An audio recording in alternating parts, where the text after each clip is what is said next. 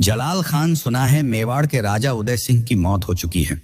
वह तो हमसे संधि के लिए राजी नहीं हुआ, लेकिन अब उसका बड़ा लड़का प्रताप मेवाड़ का नया राजा बना है। अपने राज दरबार में बैठा अकबर जलाल खान कोर्ची से बोला। जी हुजूर, सूचना पक्की है। जलाल खान ने जवाब दिया। उदय सिंह ने तो अपनी पूरी जिंदगी मेरी अधीनता स्वीकार नहीं की। अब एक नया लड़का राजा बना है, जवान और गर्म खून वाला। संधि के बारे में इससे बात करो। नया नया राजा बना है और इतना अनुभव भी नहीं होगा उसके पास, मना नहीं कर पाएगा। हमारी ताकत के बारे में बताना उसे। डर जाएगा तो अपने आप हमारी अधीनता स्वीकार कर लेगा। अकबर ने अपनी बड़ाई खुद करते हुए गर्व से कहा। जैसा आलम पनाह चाहे। जलाल खान ने झुकते हुए अकबर का आदेश स्वीकार किया। अकबर ने प्रताप को अपनी अधीनता स्वीकार करवाने के लिए 4 दूत भेजे थे, जिनमें से पहला था जलाल खान कोर्ची। कोर्ची उस समय अकबर का चहेता था और अकबर के उन विश्वास पात्र लोगों में से था जिन्हें वह ऐसे ही संधि प्रस्तावों के लिए भेजा करता था। जलाल खान बातचीत में माहिर था। 1572 में जलाल खान कोर्ची प्रताप के राज तिलक में पहुंचा। जब प्रताप उससे मिले तो जलाल खान बोला, मेवाड़ के नए महाराणा को पूरे हिंदुस्तान के राजा अकबर की तरफ से सलाम। प्रताप ने कोर्ची की बात को बीच में ही काटते हुए कहा, जलाल खान, आपके द्वारा दिए गए परिचय के ऐसे किसी राजा को हम नहीं जानते जिसका संपूर्ण हिंदुस्तान पर अधिकार हो। जलाल खान प्रताप के व्यंग्य भरे शब्दों को समझ गया था। गुस्ताखी माफ महाराणा आगरा नरेश और मेरे मालिक अकबर ने आपको मेवाड़ महाराणा बनने के शुभ अवसर पर बधाई भेजी है। जलाल खान ने अपनी बात सुधारते हुए कहा। महाराणा जी अकबर की शुभकामनाएं स्वीकार करते हुए जलाल खान को आदरपूर्वक बैठाया और उनकी मेहमान नवाजी की। औपचारिक बातों के बाद जलाल खान ने अकबर का संदेश महाराणा को बताया। महाराणा बोले, आप इस शुभ अवसर पर हमारे यहाँ पधारे, इसके लिए हम आपका तहे दिल से आभार व्यक्त करते हैं, लेकिन अकबर की अधीनता ना तो मेरे पूर्वजों ने स्वीकार की थी और ना ही मैं कभी स्वीकार करूंगा। कोर्ची ने जब महाराणा का जवाब अकबर को बताया तो अकबर थोड़ा हैरान हुआ। अकबर को महाराणा से ऐसे जवाब की उम्मीद नहीं थी। कुछ दिनों बाद अकबर ने एक बार फिर महाराणा को संधि का प्रस्ताव भेजने का मन बनाया। उसने सोचा कि प्रताप एक नौजवान राजा है, तो क्यों ना इस बार किसी राजस्थानी हिंदू राजा को उसके पास संधि प्रस्ताव के साथ भेजा जाए, जो उसका हमउम्र भी हो। अकबर को अपने दरबार में आमेर के राजकुमार पुंडीम और मानसिंह नजर आए। मानसिंह एक समझदार व्यक्ति थे, जिनमें एक योद्धा वाली सारी विशेषताएं थीं। अकबर ने मानसिंह से पूछा, मानसिंह, कुछ दिनों से आप कुछ बुझे बुझे नजर आ रहे हो। लगता है आमेर की याद आ रही है। मानसिंह ने मुस्कुराते हुए कहा, नहीं हुजूर, ऐसी कोई बात नहीं है। अकबर बोला, फिर भी घर की याद तो आती ही होगी, तो क्यों ना तुम आमेर होकर आओ। जाते समय उदयपुर होकर जाना। थोड़ा रुककर अकबर बोला, तुम समझ गए होंगे हम क्या कहना चाहते हैं। जी जी हुजूर, जो कोर्ची नहीं कर पाए वो मैं करूंगा। मानसिंह ने गर्व से जवाब दिया और प्रताप से मिलने मेवाड़ जा पहुंचे। जब प्रताप को पता चला कि उनसे मिलने आमेर के राजकुमार आए हैं, तो प्रताप ने अपने मंत्रियों से कहा, अकबर ने एक राजकुमार को दूत बनाकर भेजा है, तो अपनी तरफ से भी राजकुमार अमर सिंह को उनसे मिलने भेजा जाए। मानसिंह को खाने पर बुलाया गया। बहुत देर इंतजार करने के बाद भी जब प्रताप या उनका कोई उत्तराधिकारी मानसिंह से मिलने नहीं पहुंचा, तो मानसिंह थोड़ा बेचैन होने लगा। कुछ समय बाद अमर सिंह मानसिंह से मिलने पहुंचे। जब मानसिंह ने देखा कि उनसे मिलने एक 16-17 साल का युवक आया है, तो उनका गुस्सा और बढ़ने लगा। मानसिंह ने पूछा, राजकुमार, आपके पिताजी नहीं आए? नहीं, पिताजी को और भी काम है, तो उन्होंने मुझे भेजा है। अमर सिंह ने आराम से बैठते हुए कहा। राजकुमार, जाओ और अपने पिताजी से कहो कि उनसे मिलने अकबर का खास व्यक्ति आया है।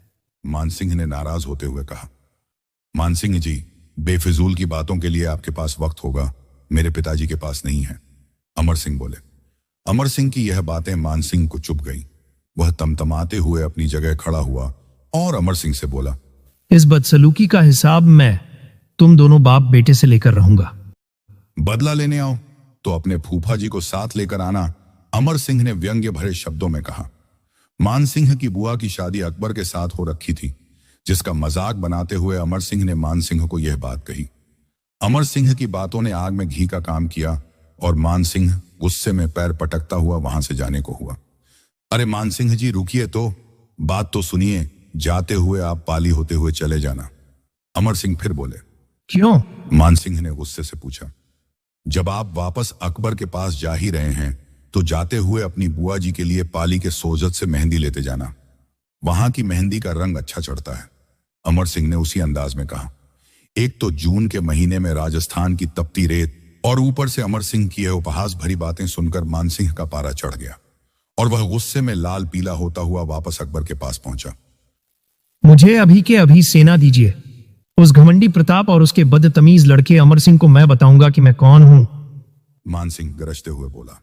अकबर ने उसे शांत कराते हुए कहा, मानसिंह, पहले हमें बताओ तो सही कि आखिर प्रताप ने ऐसा क्या कहा कि तुम इतना गुस्साए हुए हो?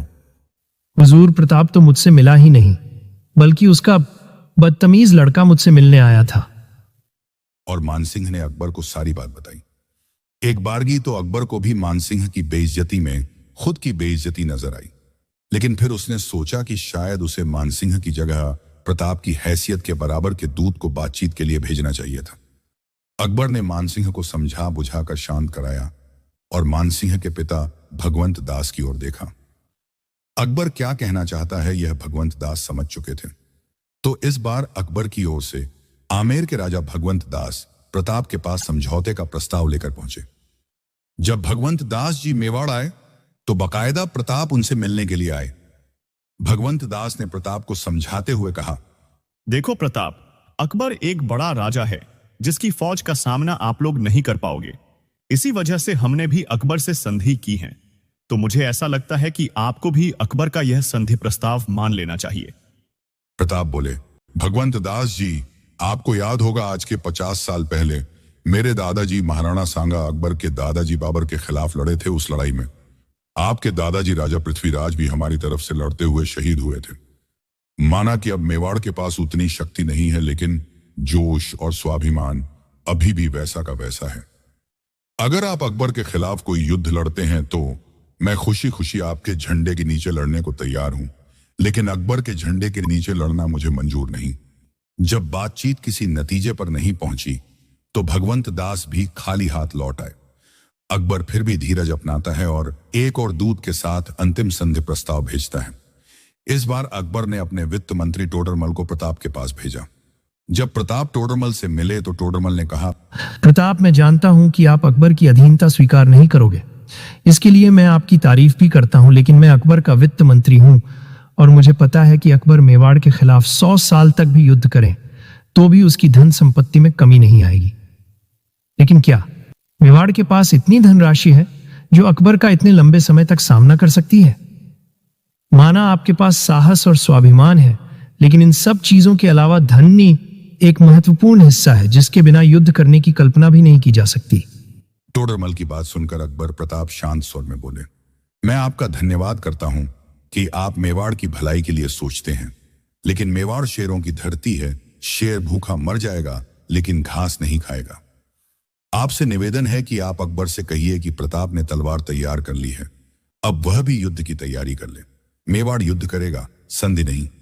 इस तरह प्रताप ने अकबर के भेजे गए हर संधि प्रस्ताव को बैरंग लौटाया। जब बातचीत के सारे रास्ते बंद हो गए तब अकबर के पास अंतिम उपाय युद्ध ही बचा था। 18 जून 1576 का यह युद्ध वो युद्ध था जिसके बारे में हम बचपन से पढ़ते और सुनते आ रहे हैं। अगर आप जानते हैं तो इस युद्ध का नाम कमेंट में जरूर लिखें। इस युद्ध के बारे में हमारे इतिहासकार बताते हैं कि अकबर की सेना की लगभग आधी के बराबर सेना होने के बावजूद महाराणा प्रताप ने अकबर के सैनिकों को दौड़ा दौड़ा कर मारा था। यह कहानी हमें बताती है कि महाराणा प्रताप किस तरह के व्यक्तित्व के स्वामी थे। कितना स्वाभिमानी रहा होगा वह राजा जिसे गुलामी से ज्यादा लड़ने मरने पर भरोसा था। आप क्या सोचते हैं, महाराणा प्रताप किस तरीके के व्यक्ति थे? हमें कमेंट में बताएं।